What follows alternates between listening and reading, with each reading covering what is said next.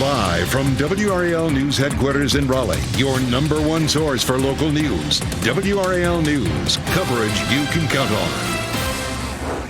It's cool today, but temperatures begin to warm up tomorrow. That's our first weather maker. And then a cold front just before Thanksgiving could bring us some showers and cooler temperatures. I'll walk you through all of it. Crash after chase. State troopers say a person is in custody after hitting another car in North Raleigh to end the chase. What we know about how it all got started. And murder suspect in court. The man accused of killing a Wake Med police officer will face a judge today. The questions that remain about what led up to that shooting. Questions we have for that. We'll be diving deeper into that all day long here on WRAL News. First, we want to say thank you for joining us on this Monday morning. I'm Chris Lovingood.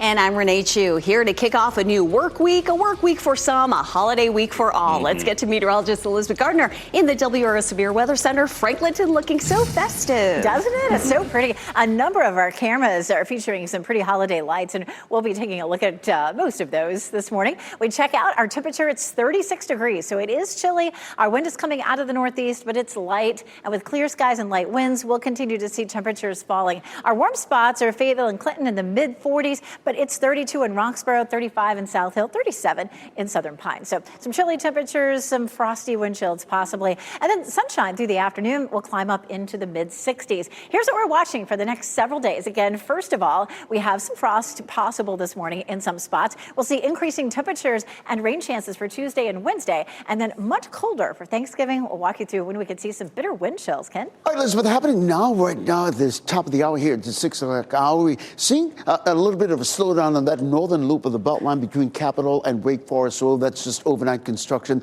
that should clear in the next few minutes or so. I'm also monitoring this crash at I-95 southbound. We're getting told that there might be a lane closure there as a result of this crash down around the Four Oaks area. So if you're heading south right now, maybe you're getting an early start to your Thanksgiving road travel. Highway 301 is your best bet in terms of an alternate route. But around here in the Raleigh-Wake County area, all those major routes, we're seeing no delays whatsoever coming into the Raleigh-Wake County area. You're getting ready to head into the car. Tune us in on the radio, 101.5 HD3. Ken, thanks. Breaking news. Within the last hour, we've learned a serious crash in North Raleigh started after a driver took off from a traffic stop. The crash happened on Falls of Neuse Road near Falls Church Road. This was around 2:15 this morning. Ali Calabar is in the WRAL Breaking News Tracker with new information from troopers.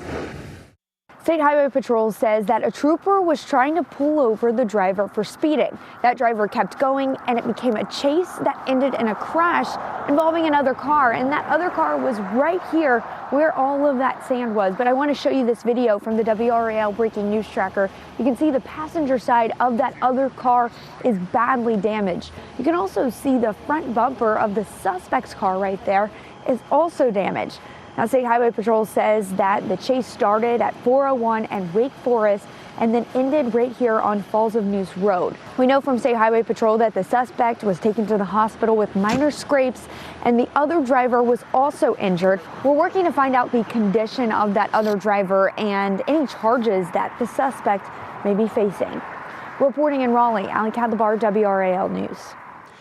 Happening today, the man accused of killing Wake Med officer Roger Smith is expected to make his first court appearance. Smith was shot and killed back on November 8th at the Wake Med campus in Garner. Let's go ahead and bring in Kelsey Coffey. She's live outside the Wake County Justice Center this morning. Kelsey, the suspect is Benji Martin Jr., and this is a day a lot of people have been watching very closely unfold. Yes, Chris, we're waiting to find out a lot of new details later today in court. Today, Benji Martin Jr. will be in court here at the Wake County Justice Center. He's facing murder charges after the death of Wake Med police officer Roger Smith. Our cameras were rolling while Martin went to the magistrate's office for the first time Friday. We'll also show you some video from the day that shooting happened. Multiple 911 calls give insight into the chaos that unfolded inside the Wake Med Garner emergency room. You can hear several gunshots in the background while a caller said Martin was fighting with Smith. We need police to come to the Wake Med, the Garner ED. We got a patient that's he's tricked out bad. Martin was also shot that day and stayed in the hospital for the last 2 weeks. His court appearance is scheduled for today at 1:30.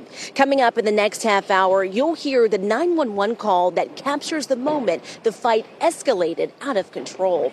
Kelsey Coffey, WRAL News, live in Raleigh. WRAL will be following all of the new developments in Martin's court appearance. You can download the WRAL News app for updates on the story. And watch WRAL News this afternoon starting at 4 as our team covers the latest developments.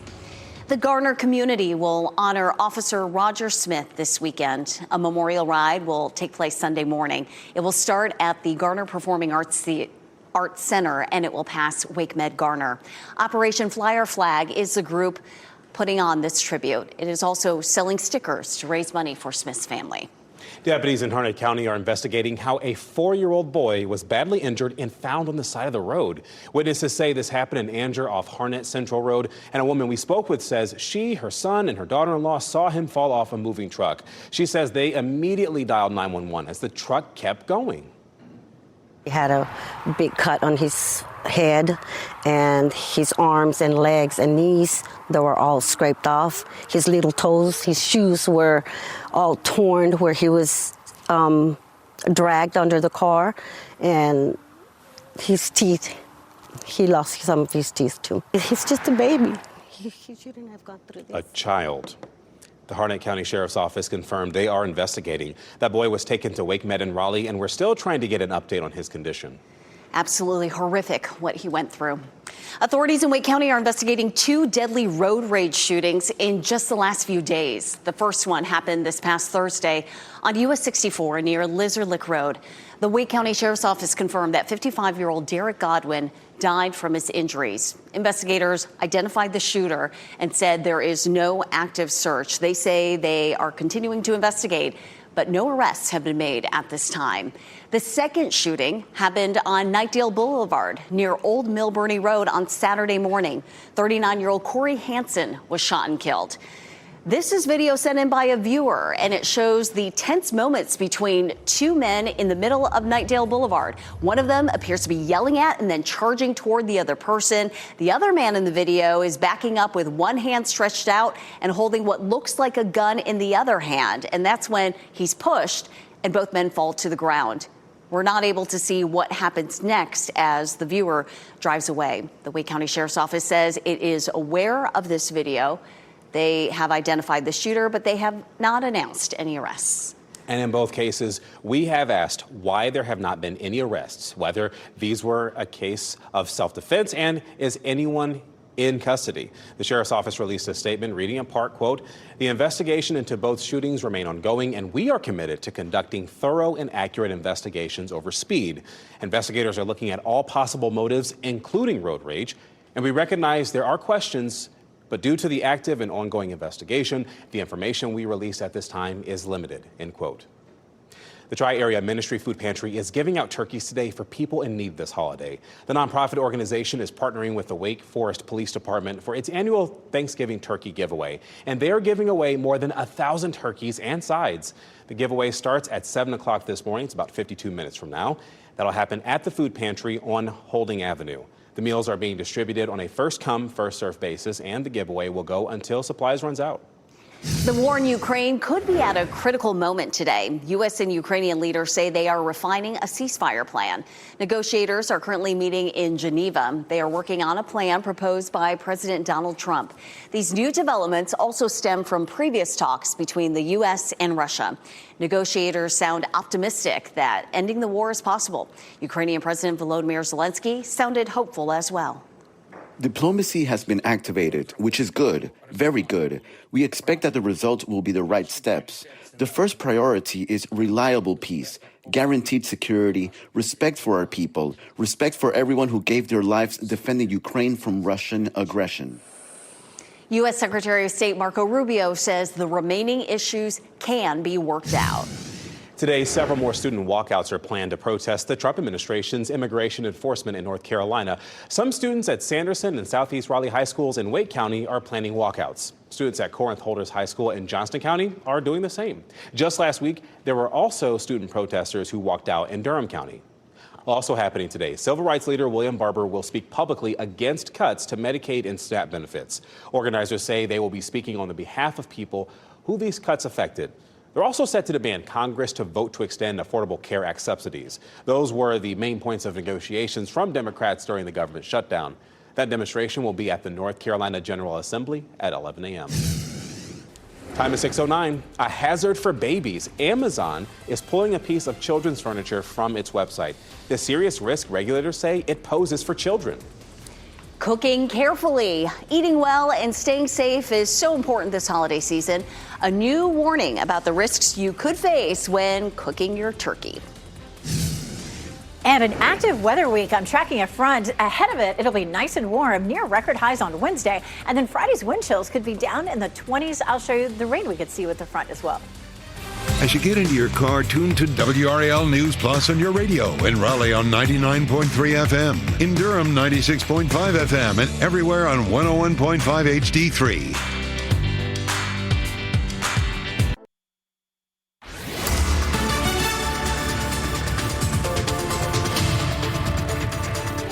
6:13, and we're looking at a nice quiet start this morning. Our skies are clear, of course, out there, and we're looking at the potential for some showers as a cold front comes through our area. Let's start with this morning. The kids, some of them still in school for today, looking at 39 degrees as they're heading out the door. Have dropped into the low and mid 30s in a few places this morning. We're definitely looking at a cool start for it today. Well, let's take a look at what's happening as we get through the next few days. Our high temperatures this afternoon in the mid 60s and maybe even close to 70 down south. We will be even warmer for tomorrow. But tomorrow, late in the day, we'll end up with a chance of some showers. That continues into early on Wednesday. The farther west you're traveling on Wednesday, the more rain you'll run into. Around here, it should be fairly light and patchy. But what we'll all see is a big cold front coming through Thanksgiving. I'll show you how much our temperatures will drop coming up. Elizabeth, weather and traffic every 10 minutes. We're going to start on that southern loop of the Beltline, give you a live look at I-40 and Lake Wheeler Road. These are the westbound lanes moving away from us. If you're trying to get an early start to your Thanksgiving road travel or even Thanksgiving travel by air, we've got you covered as well. You business travelers, we haven't forgotten you on this Monday morning. Up and down the board, delay-free all the way to RD International this morning. You get ready to head into the car. Tune us in on the radio, 101.5 HD3.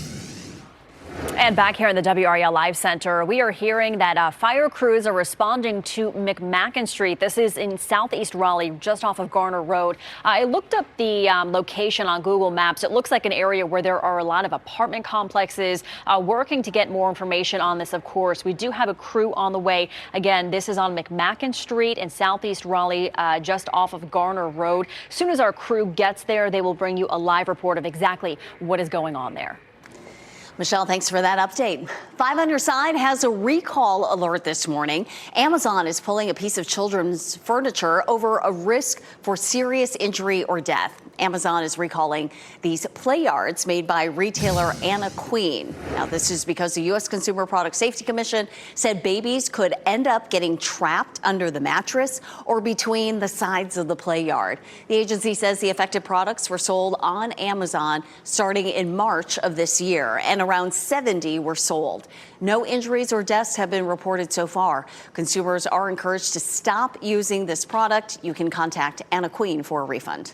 The DOJ is asking a federal judge to reconsider unsealing grand jury materials related to the Jeffrey Epstein investigation.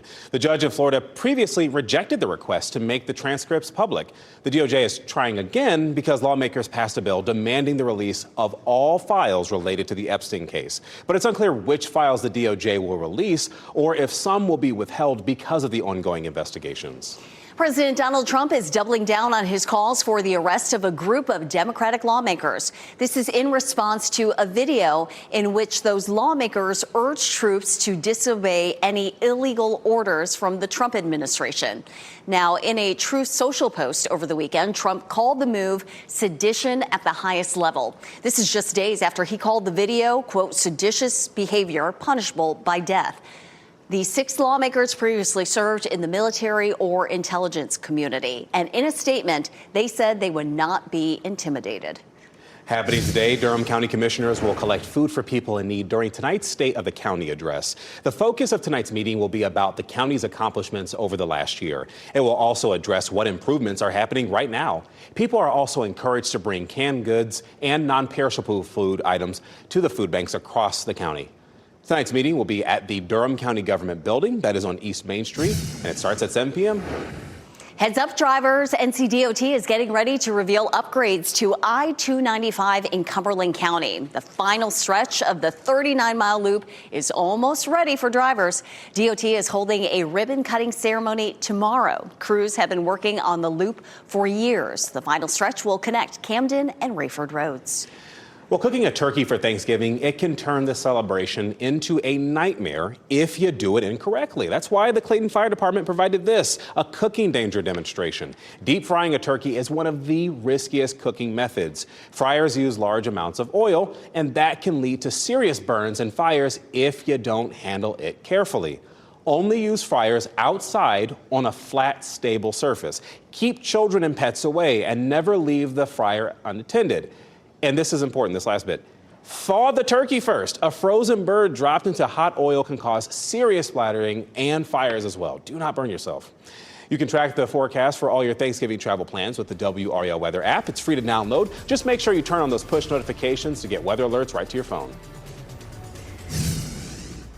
Yes, we have 2 turkeys in our fridge, defrosting as we speak, and they've been defrosting for days. You got to give it a lot of lead time. But looking forward to the Thanksgiving holiday. We've got a lot of ups and downs before then. We do. A very active pattern between now and Thanksgiving. So today temperatures are close to normal. We'll see a lot of sunshine. Starting tomorrow and Wednesday, temperatures are going to skyrocket above normal, not too far from records. And then a chance of a shower Tuesday night into Wednesday, and then turning colder for Thanksgiving. So again, lots happening. It is beautiful at Fenton and Cary. Of course, on Saturday, they lit the tree. Michelle McConaughey was there to help with the tree lighting, and it looks absolutely beautiful. Here's what's happening right now. This high pressure system keeps us dry and calm for today. But back to the west, you can see showers and thunderstorms starting to develop. We are not going to see thunderstorms. This front, as it moves into our area, is likely to weaken significantly. So a lot more rain in the western half of the state than what we'll see as this front moves on through. This is a look at Futurecast starting out tomorrow at 5 a.m. We're nice and dry. We'll see increasing clouds after lunchtime, and then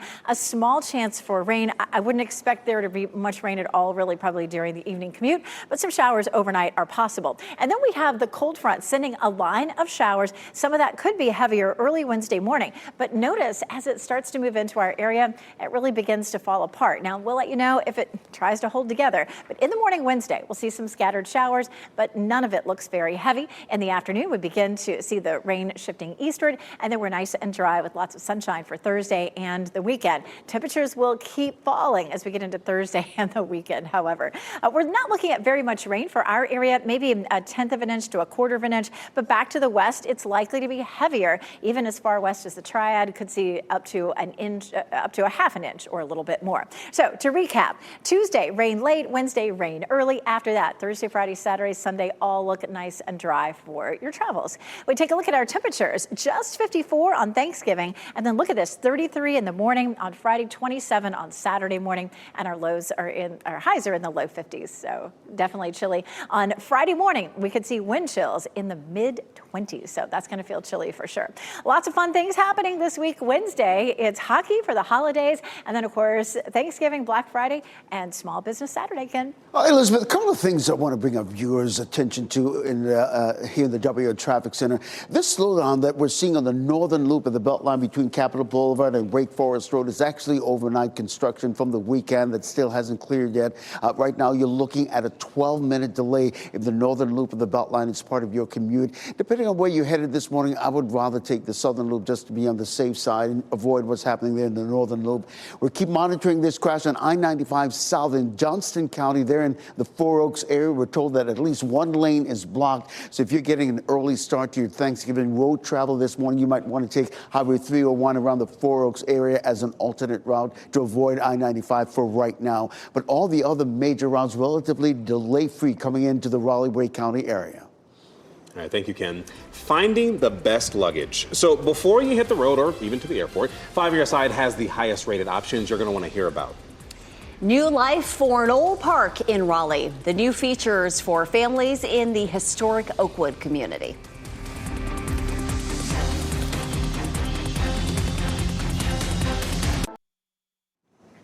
The Oakwood community is celebrating the much-needed makeover of Valley Henderson Park in Raleigh. This park was established in the memory of the Oakwood Garden Club's founder. Updates include a new brick path, which is made up of engraved bricks donated by members of the Garden Club and community. Other upgrades include new outdoor tables and benches. Fences were also updated, and a new gazebo was added.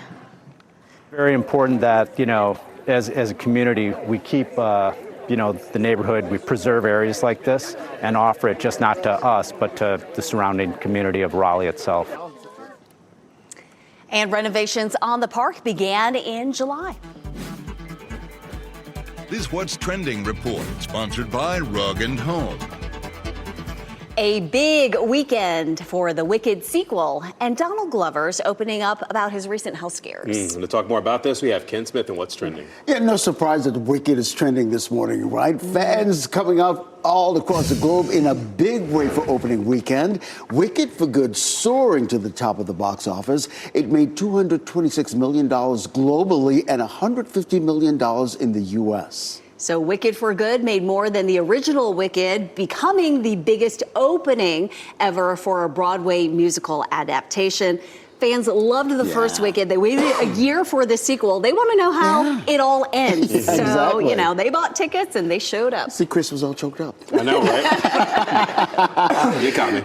So listen, rapper and musician Donald Glover, a.k.a. Childish Gambino, opening up about a recent health scare that canceled his 2024 tour. The 42-year-old said he suffered a stroke last year, and also doctors discovered a hole in his heart.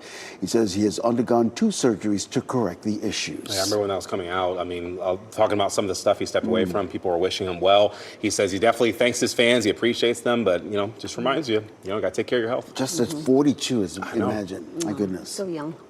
Highway patrol chase. Troopers say they have a person in custody after a chase ended in this crash. What we know about the investigation this morning. And suspect in court, the man accused of killing a Wake Med police officer, is set to go before a judge today. What we're trying to learn about what led to the shooting. And today's going to be a nice one. We'll see sunshine, but tomorrow and Wednesday we have the potential for rain. It won't be a washout, but I'll let you know when you could run into it as you head out the door for your travels.